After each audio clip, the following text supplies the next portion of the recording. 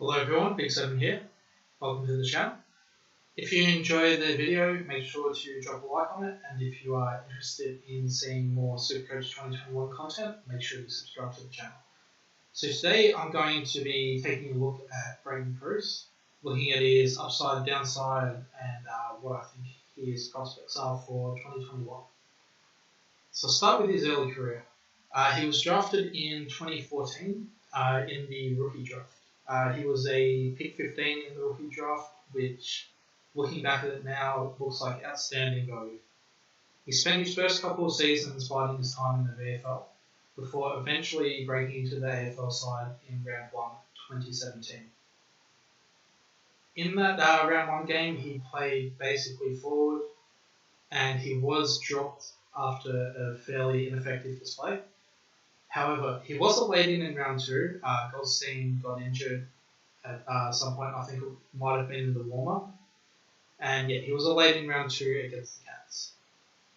Against Reece Stanley, in his second game at AFL level, he scored 111. Which, although it was against Reece Stanley, it's still a pretty good effort.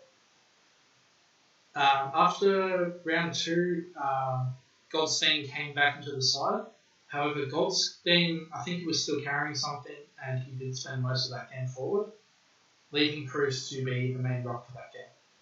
In that game, he scored 87. That was against Mumford, who was close to his prime at that point.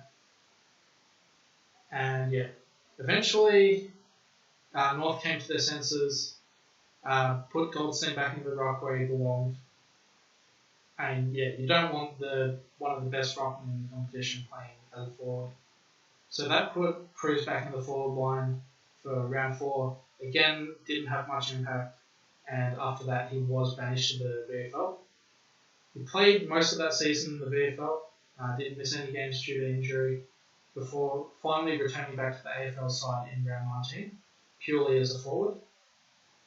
Again, he was fairly ineffectual through those 4 games, didn't make much of an impact. In 2018, he didn't play a single game at AFL level. Goldstein was fit all season, and there wasn't really an opportunity for him. He played 17 out of 18 games at VFL level, but after that he requested a trade. He was traded to Melbourne in 2019. He was part of a 4-way trade that effectively was Dom Tyson for Brayden Preuss. There were some picks in there as well, but it was effectively Preuss for Dom Tyson. So that was a very good trade for Melbourne. It gave them ruck back up. But there was also talk that they did want to play a 2 ruckman system, giving Preuss the opportunity to play AFL level. So he wanted the opportunity to learn under Gorn, but he also thought he was valuable as a forward. He thought he was good enough to be a resting forward that would play ruck at least some portion of the game. So in the 2019 pre-season, he injured his groin. He missed the first few weeks of the season. He ended up playing in round 4. That was at AFL level. That was basically as a forward. It was interesting to note that he didn't play any VFL before that game. He was straight into the AFL lineup in round 4. Kicked a couple of goals against Sydney, and then played in round 5 against, I think it was St Kilda, and kicked a couple of goals there. But after that, he was dropped back to the VFL, where he spent most of the season. So he ended up just playing 7 games in 2019, and of those games, 6 of those were predominantly in the forward line. However, he did play 1 game as a pure ruck when Gorn was out, and that game was memorable for a couple of reasons. The first one being the free kick count. Well, the free kicks were absolutely dreadful. Melbourne got absolutely gifted free kicks by the umpires for the first 3 quarters, and I don't think I've seen a more biased display of umpiring in my life. Before the free kick count was eventually given up in the 4th quarter. And the second part of that game I remember was Preuss absolutely destroying Cruiser. Cruiser did get injured around about the end of the 3rd quarter, but by that stage, Preuss was a dominant force. He absolutely destroyed that game, scored 142 goals. So on to 2020. Once again, Preuss was injured in pre-season. This time it was an Achilles injury. So with the COVID situation, there was no VFL competition, so there wasn't really much opportunity for Preuss to get playing time outside of the AFL level. They did have scratch matches and the like, but it's not really the same.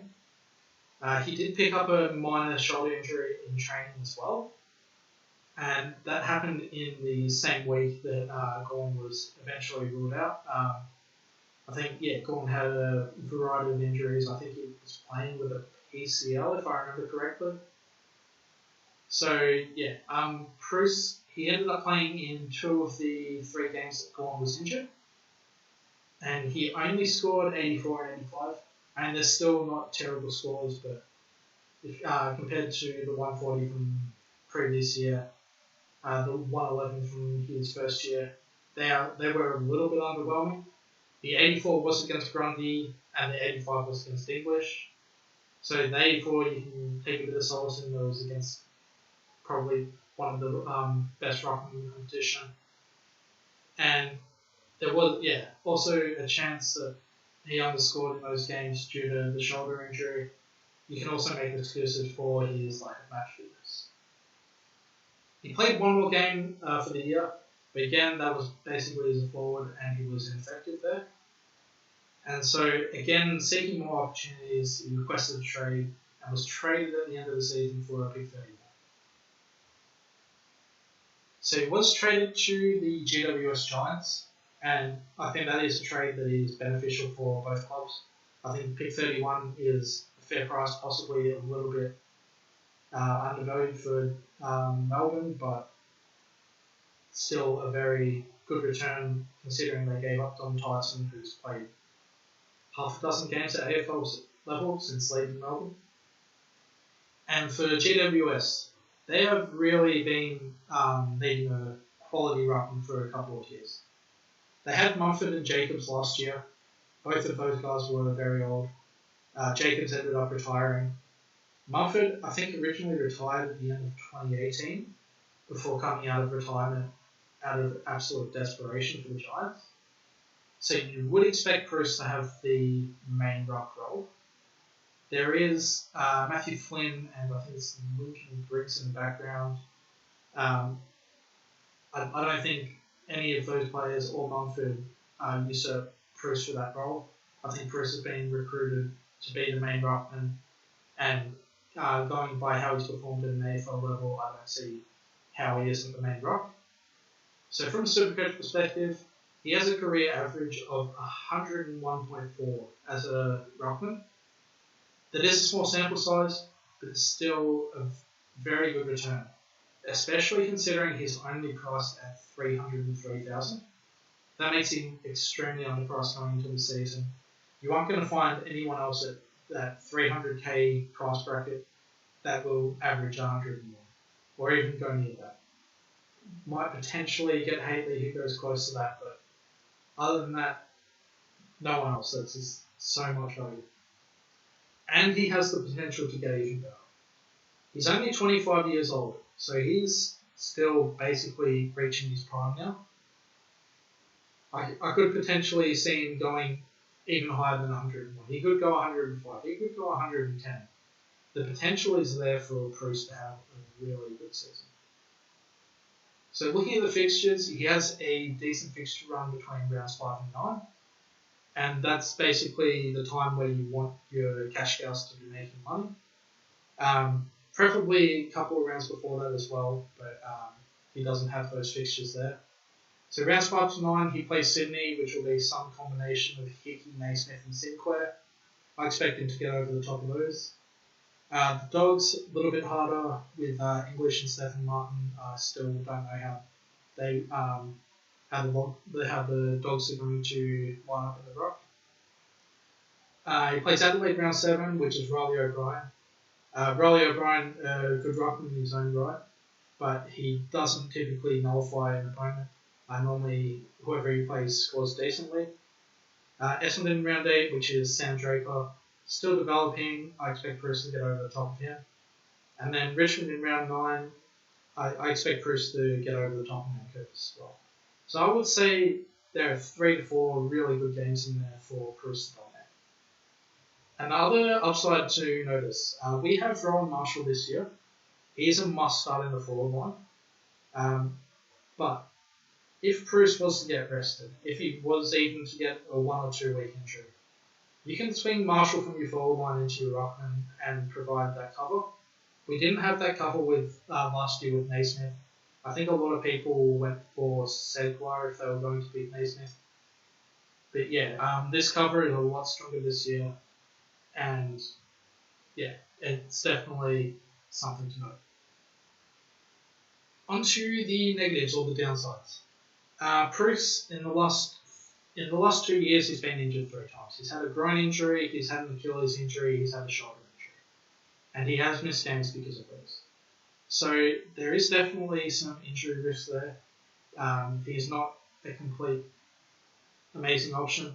You do have to factor in that he has a chance to get injured. The sample size is small.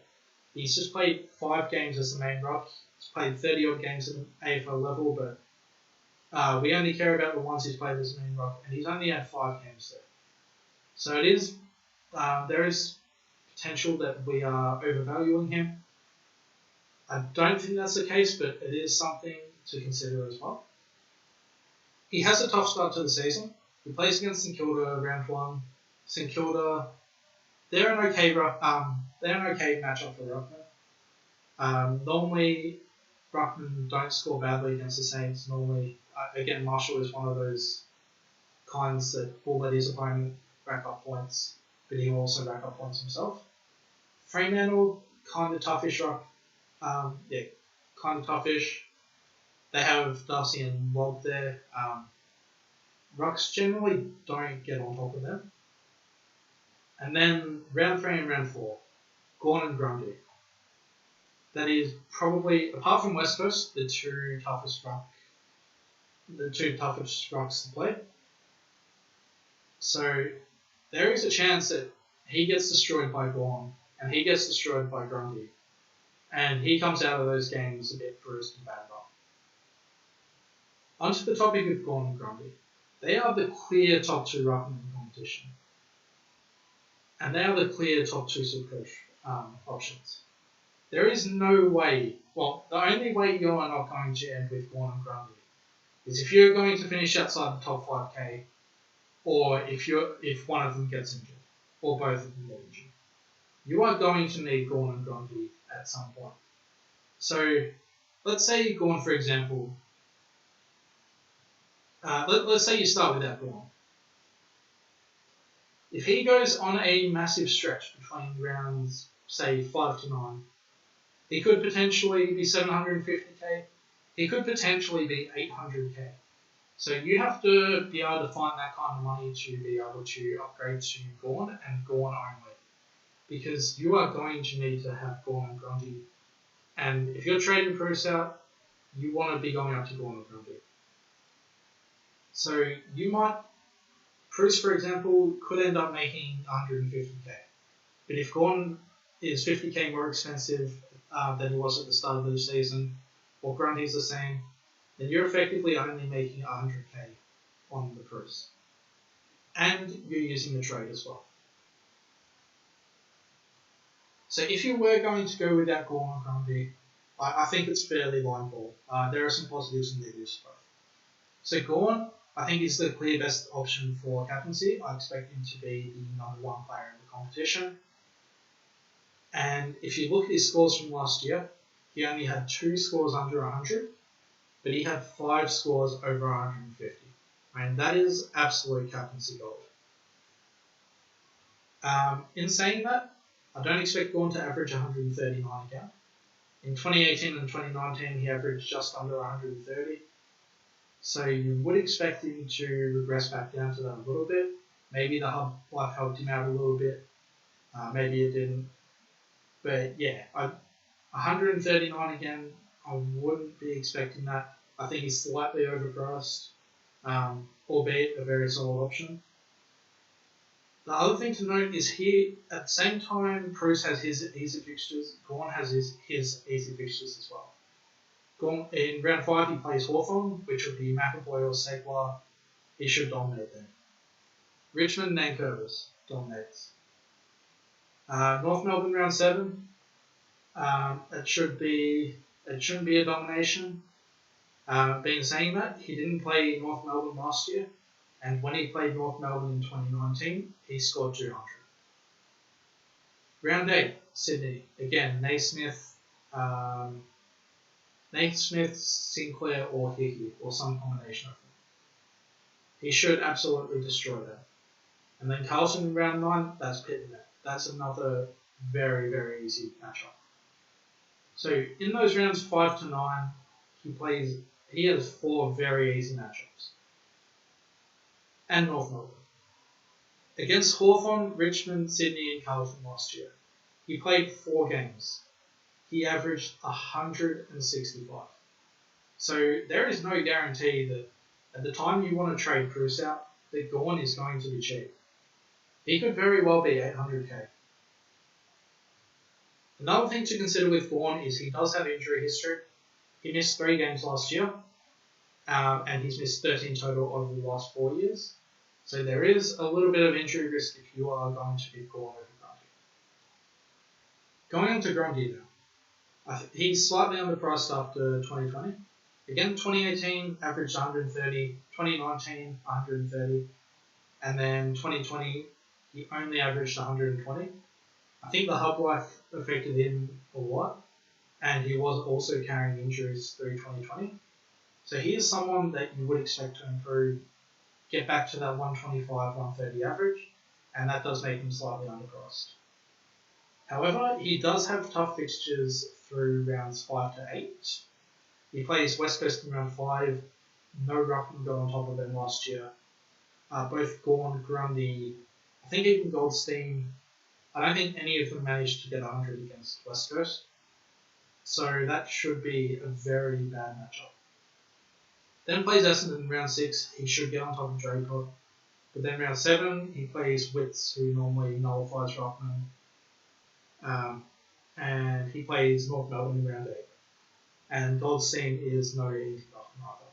So in that round 5 to 8 range, he has 3 toughish matchups. He could potentially be back down to 600k at around round 9 or round 10. The other thing to mention is Grundy is a super, super solid option. He hasn't missed a single game through injury in the last 4 years. I think he missed 2 games in 2017. They were both suspension related. He should be good to go for 22 games once again. So the final verdict, Brayden Preuss. He's extremely underpriced, but there is some risk factor that you need to consider there. He has a 101 average through 5 AFL games as a sole ruck. For me, he is someone that you need to monitor over pre-season. If he destroys the pre-season competition, then he is an absolute lock, in my opinion. However, if he picks up a couple of injuries, if he picks up a couple of niggles, maybe a minor injury in pre-season, doesn't get the full pre-season, then my interest on him will cool a bit. At this point in time, I think the potential upside outweighs the risk. I'm expecting an average between 95 to 105. I think he could even go more than that, but I think 95 to 105 is fairly safe. There is a chance he goes less than that, of course, but I'm personally expecting 95 to 105. And in money terms, he should go up between 150 to 250k. You're only really getting those kind of price rises out of your elite bookers. So I think Preuss, there is a lot of value there, someone that really needs to be considered. At this stage, I'm favouring Gawn over Grundy. This is for a couple of reasons. The first reason is the captaincy. I think Gawn will outscore Grundy over the course of the season, and especially through that rounds 5 to 9 range. I think you'll want to have Gawn and you'll want to have him captain pretty much all of those weeks. The second reason why I'm favouring Gawn over Grundy is the initial prices. So Gawn is 100k more. And you would think that's a bad thing. But I would rather pay that 100k more now rather than have to find another 100k at the time that you want to upgrade Preuss. So yeah, at this stage I'm going Gawn Preuss. That could easily change, but I think that is the way to go. So yeah, thanks for watching the video. I hope you enjoyed it or at least got something out of it, and I look forward to seeing you next time. Cheers.